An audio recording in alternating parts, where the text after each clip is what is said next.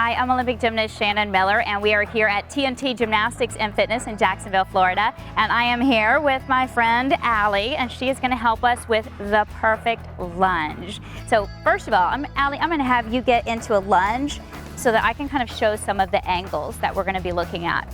A lunge is really important because that's how you finish your cartwheel and your back walkover and your back handspring and your back layout and all of these other great skills.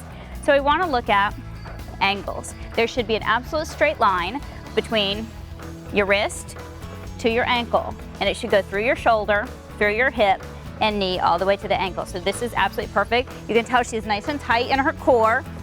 Quadricep, I should see that muscle. There we go, now I see that muscle. That has to be very strong. The base, this is how far apart our feet are. We don't want it too close and we don't want it too wide, just a very comfortable stance. We want to think about square hips. So if you're on the balance beam especially, you want to square your hips, which means her hips are going to be facing down to me. And that way she'll make sure that she's not kind of turning out, and that's how you fall off the balance beam. I'm going to cover that when I cover back walkovers, so make sure to look at that video on this YouTube site. All right, so this is a great lunge. You can rest for a second. One of the best ways to practice your lunge, and you can do this basically anywhere, just make sure you have kind of an open space. But this is something that's good to practice when you get in the gym, before balance beam for sure, and also at home. This is a lunge drill. This is one of my all-time favorite things because it really helped me stay on the beam. So Allie, she's gonna show us a lunge drill. One of the important things is you don't have to go all the way to a handstand. There you go. And see how quick she got right up and she got right to that position in her lunge. She didn't go back too far. She didn't let her belly hang out. She didn't stop too low. She stayed right in this line here, 45-degree angle or 30 to 45-degree angle with this line.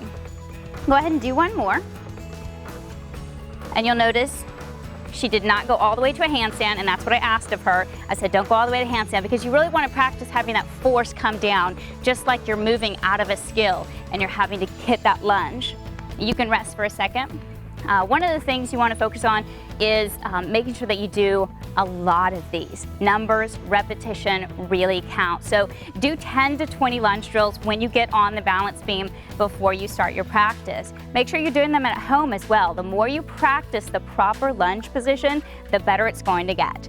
So make sure you practice that. Look in a mirror if you want. Have your parents take a picture so that you can see where you're making those mistakes. Whatever it takes to make sure that you have the perfect lunge.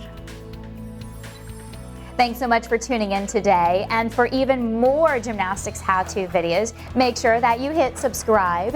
And if you want to keep up with everything Shannon Miller, make sure to follow me on all my social media channels.